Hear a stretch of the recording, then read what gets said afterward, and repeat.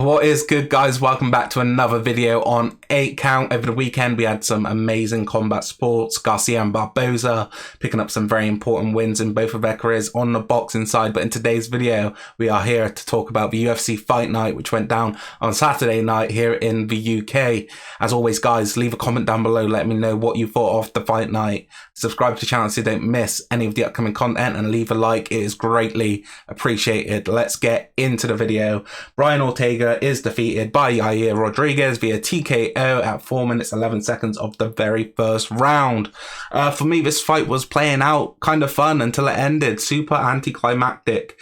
I guess the main question is it a legitimate win or is it a freak injury? Is it both? For me, I think it's a legitimate win. I think, you know, for Brian Ortega, it's obviously a disappointing one. And for him, he feels like he's undefeated in that fight still. And for Yair, you know, he probably feels like he has unfinished business in that fight. Both good friends, so it was kind of hard for them to fight each other, I guess. But the fight was playing out and it was turning out to be quite a fun one. On the feet it started, Yair Rodriguez looked super quick, had a giant speed advantage over Brian Ortega, and the striking advantage seemed to be quite clear as well. However, Brian Ortega seemed to be quite set on his game plan, which was closing the distance and getting this fight to the ground. I felt Yair's takedown defense was really good early on in the fight against that fence. You could see him doing some unorthodox techniques as well, with kind of like the back heel to the inside calf of Brian Ortega, which seemed to be pissing Ortega off quite a bit, because you could see it reddening up and you could see him, you know, moving the leg away and trying to smack Yair. But it was playing out quite fun. I thought as the fight was on the feet, Yair was doing some great work, and I really didn't think Brian Ortega could stand with him for all 5 rounds as it was playing out. Coming in, I did pick Yair. I thought the damage would play a massive factor, but it didn't really matter in the end. As Ortega took the fight to the ground, you know, there was still 2 minutes left in the round, and Yair was in big trouble because we know how good the submission game of T-City is. But for me, I felt like it was a good job from Yair Rodriguez to throw up that armbar, if not only to stall time, but Ortega, you know, seemed like he was kind of in a hurry to, you know, get on with some of the groundwork which he wanted to do. He goes to throw the arm out of the lock and he ends up pulling out his shoulder. A super disappointing one, and you know, like I said at the start, both men are very disappointed with this, but for me it's a legitimate win. You see Yair throw up the submission attempt. Like I said, he might not have been trying to really get the submission. It might just have been to stall time and to slow down Ortega on the ground, but it did cause Ortega to take defensive actions. I know he said he wasn't in any trouble, and that's fair enough, but because of the position that Rodriguez put him in, he had to move his arm out of there, and that's caused the injury. So for me, I would like this to be kind of seen as a legitimate win, despite it being kind of frowned upon. I can understand where people are coming from, saying that it's just a freak injury, and you know, I guess it is in some ways. You know, it's kind of a bit of both. But after this fight, I'd love to see Yair Rodriguez take on Alexander Volkanovski. I think that'd be a great fight.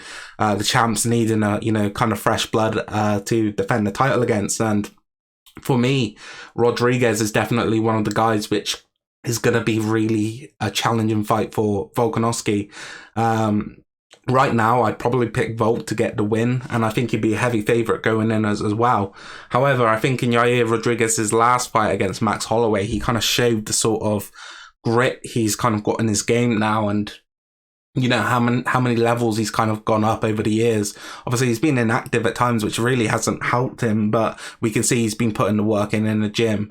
For me, I think Rodriguez has got a great sort of level of the standard and I guess you could say basic techniques, whether that be, you know, from his Taekwondo sort of style, whether it be the kicks or the hands. But I think what was going to make him so dangerous against Volkanovski is those sort of unorthodox and off-time sort of strikes that he throws with the counters, whether it be the elbows, the knees, all these kind of things, which is going to give Volk problems. I think it's going to be interesting to see how Volk tends to play it. I don't think he's going to be able to do his sort of outside sort of fighting against Rodriguez just because of the way Rodriguez is able to put his strikes together. I think he could, you know, potentially pick Volk apart. However, I do see Volk going on the front foot and applying a lot of pressure and probably trying to get a takedown. You know, I do think he can probably get Yair to kind of freeze up at times with the way he's able to feint. And I think it would be a super interesting fight. So I hope the UFC makes that next.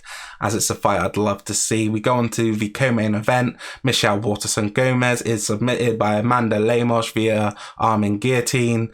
And this was a fun fight. I know it was getting a lot of boos at the end of the first rounds, but I think, Michelle Waterson was doing a great job, sticking to her game plan, staying on the outside and kind of making Lemos chase her and using that front leg as almost like a distance control weapon. And I thought she was doing a great job at that. Lemos, however, in the second round was having none of it. For me, though, coming into the fight, I did think Lemos was going to win, and I thought she was going to hurt Waterson quite badly. In my opinion, Waterson's a great sort of fighter. She's always going to be in and around the top 15, just because of how skilled she is. However, she is very undersized for this division, in my opinion. Despite not being that much taller, Lemos, you can see her body type, the width of her shoulders, everything, a bit more bulk to her. And she's more suited to this weight class, whereas Waterson is definitely a 105er. But disappointingly, there is no atomweight division in the UFC. However, I would love to have seen her get a crack at her own sort of division in UFC, because she's a very marketable fighter. And I think she could definitely draw eyes as a champ, potentially in that division where she's more suited. However, I think she did a great job in this fight, as I said. However, she got caught in that guillotine and it was so tight. You could just see the technique Lemos had, and it was a brilliant jump in arm guillotine. And, Waterson ended up tapping. It was a bit of a surprise because no one knew what happened, because Lemos just let go of the technique without the ref jumping in.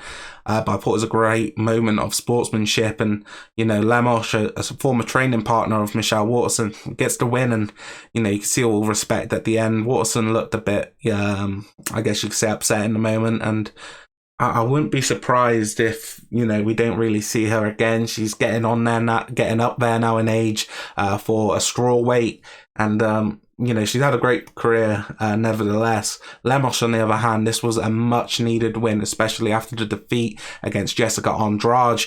I think that one set her back a bit, but she's a scary prospect in this division. And if you look at the run she was on before that fight, if she can get back to winning ways once again now in another fight, the momentum is definitely going to swing in her way. And I definitely could see her fighting for a title one day.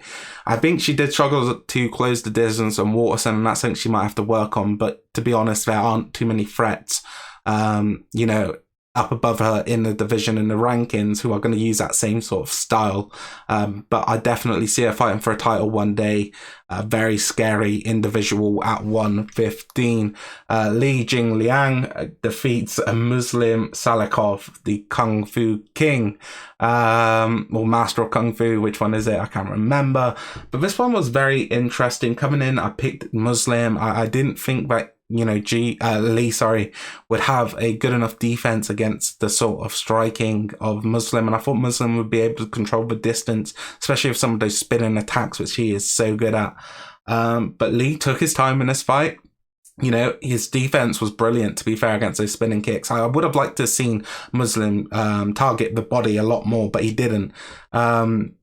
I felt sometimes some of the kicks were a bit more telegraphed in round two, as the gas tanks started to wear on him. But I think I might have picked Lee actually in this fight. I can't even remember. But Lee did a good job staying calm, picking the poison, I guess you could say, from Muslim, and that combination at the end to get the KO TKO was absolutely brilliant.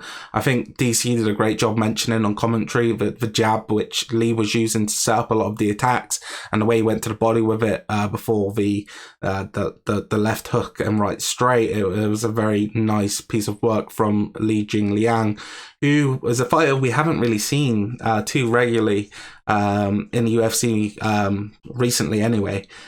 He's taken some time off since the Hamzat defeat, and I think that was probably well deserved. Before that, he was quite active as a fighter, but now the time off, it's time for him to make another run at it, and getting a win over Salakov is definitely a very I guess you could say important win, but it's also a win which is, gonna scream out to the rest of the division that he's back.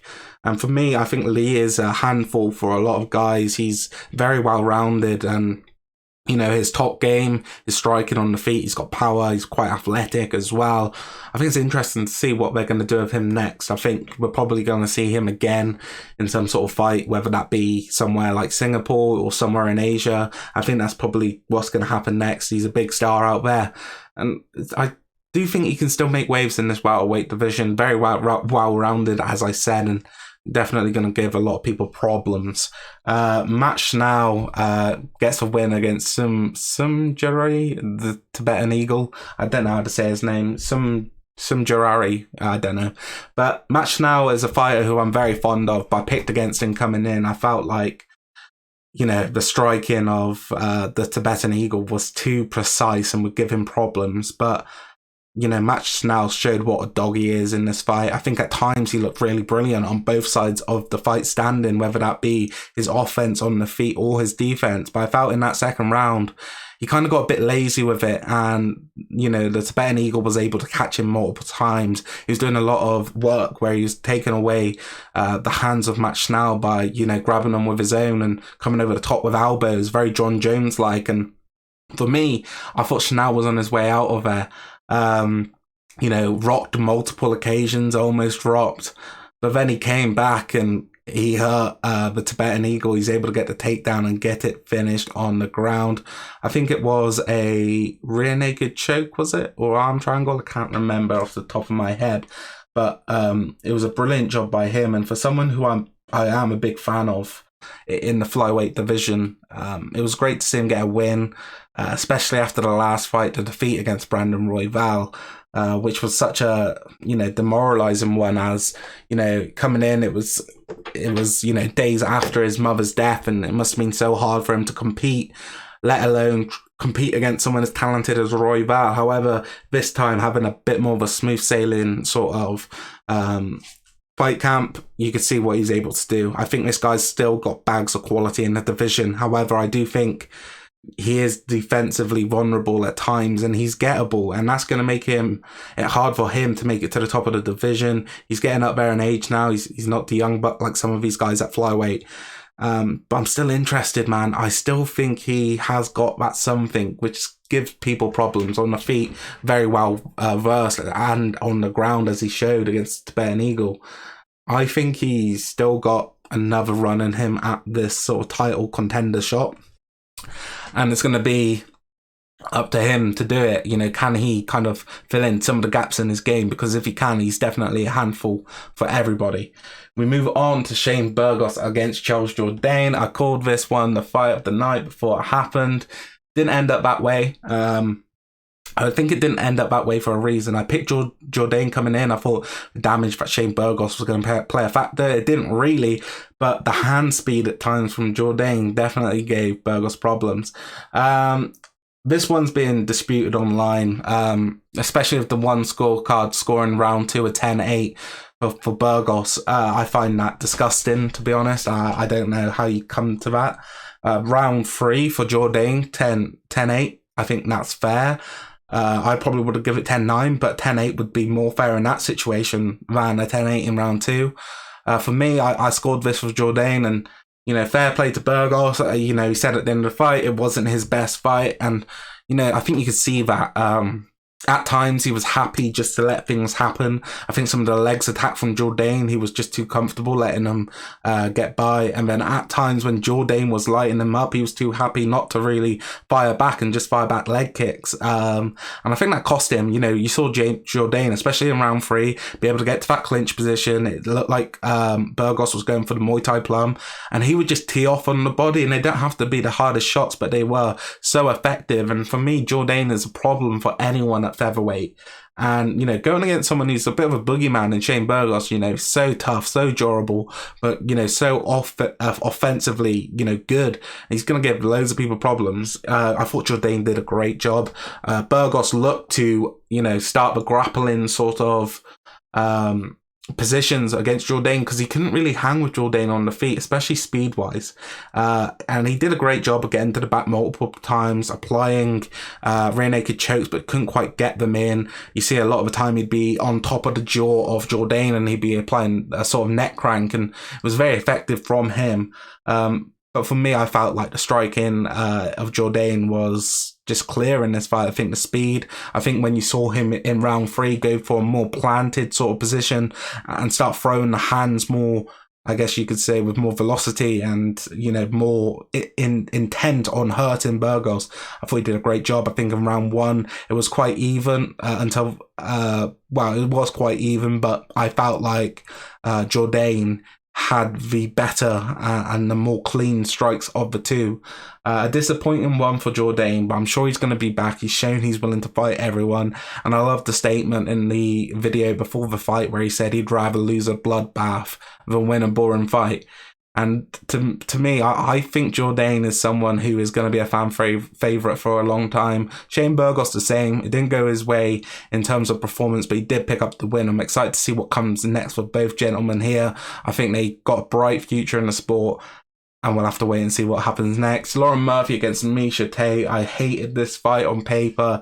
It wasn't as bad as it played out in person. I thought Lauren Murphy was dominant in this fight. She was so much stronger than Tate.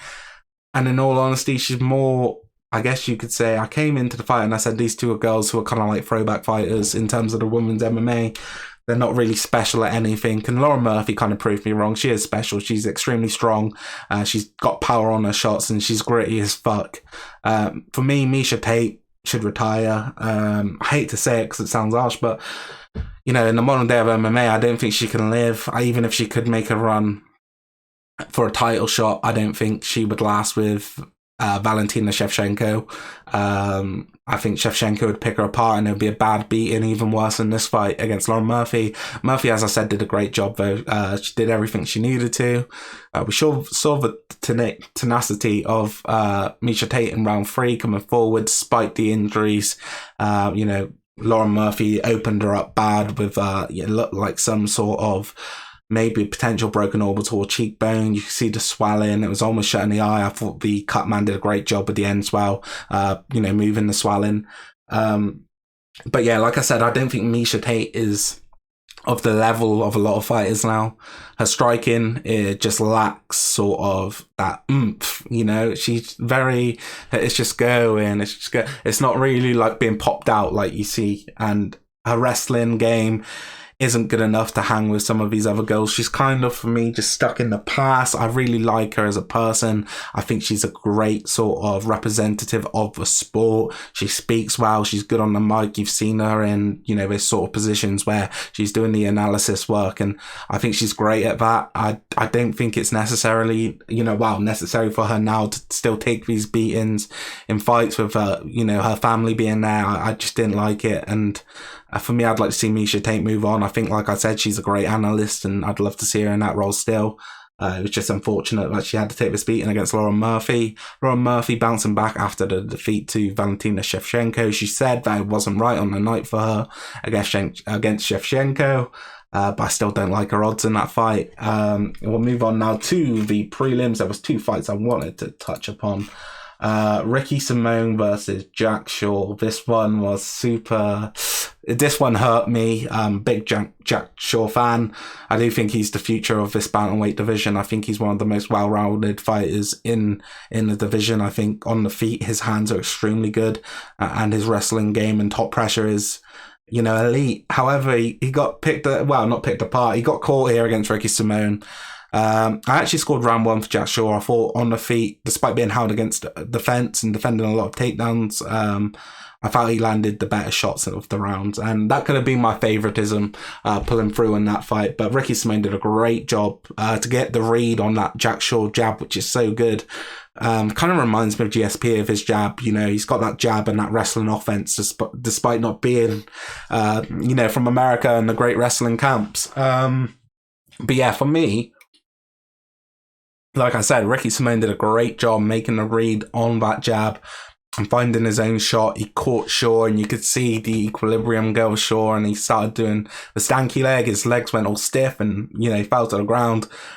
And it was kind of pick your poison at that point. You know, he's going to either get battered into the mat by Ricky Simone or get choked out. You know, Ricky Simone's so aggressive when he can get into those positions, and I thought he did a great job threatening to go to the back, get the rear naked, and then come back with the arm triangle. And you know, picks up an absolutely massive win because Jack Shaw and all the hype that he had, you know, to be taken away by Ricky Simone. Ricky's someone who I've been a big fan of for quite a while now. I think his fight against the Mexican, what's his name? Ray Borg, was an absolutely brilliant fight. But, you know, he has lost fights in his career where you do question him. I think of the Uriah Faber fight. But for me, he's still a great bantamweight. Like I said, his wrestling and, you know, his size in the division. It's not like he's necessarily tall, but the way he's built, he's absolutely stacked for 135 and extremely strong and aggressive. For Jack Shaw, this is definitely a disappointing one. A fight he was the favourite in. Ended up getting his first defeat. For me, though, I don't think it's as bad as a loss as it could have been. You know, for Jack Shaw, I thought he was fighting well. It was a tight fight, and I think the wrestling did give him problems, but you can see how good his takedown defense is. And, you know, I think the fact he wasn't able to implement more of his wrestling probably played a big factor. But for me, it wasn't a beating like, I guess you could say a Garbrandt sort of beating where you get absolutely smashed. But for me, Jack Shaw did a great job in this fight. He gets unlucky. You know, probably firing a jab at the wrong time. He gets caught by Simone, submitted. It's not as bad as a beating as I think it could have been.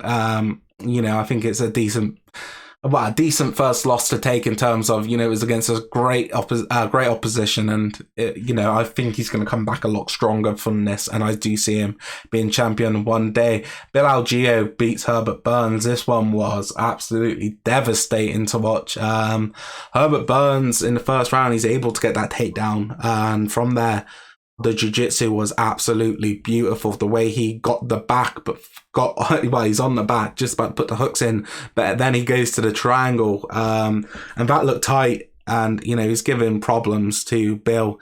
Then Bill was able to get out of it. He went for the omoplata, couldn't get that. But then you saw what makes Bill so special. He's an absolute dog. And he beat the shit out of him on the ground, basically. Round 2, we saw Herbert get another takedown. Worked another submission attempt.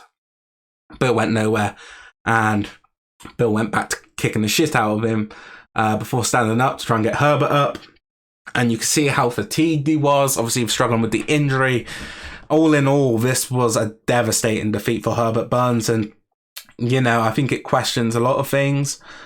I was sat there and I was thinking, this fatigue is really bad. One of the worst, you know, sort of fatigue fighters I've seen. Like, the way he was unable to get up off the canvas, and took me back to Dada 5000 versus Kimbo Slice. It was that sort of bad. And I was like, you know, it's got to be more than just fucking gas tank, because you see fighters absolutely dead on their feet sometimes still getting up.